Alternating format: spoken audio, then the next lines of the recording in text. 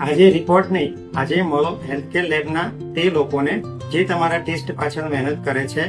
એક સચોટ રિપોર્ટની પાછળ સમર્પિત ટીમ હોય છે. રિપોર્ટ સાચો જોઈએ છે તો યોગ્ય રીતે સેમ્પલ આપવું જરૂરી છે. દરેક બ્લડ ટેસ્ટ માટે ફાસ્ટિંગ જરૂરી નથી. અલગ અલગ ટેસ્ટ માટે અલગ અલગ રૂલ્સ ફોલો કરવા પડે છે.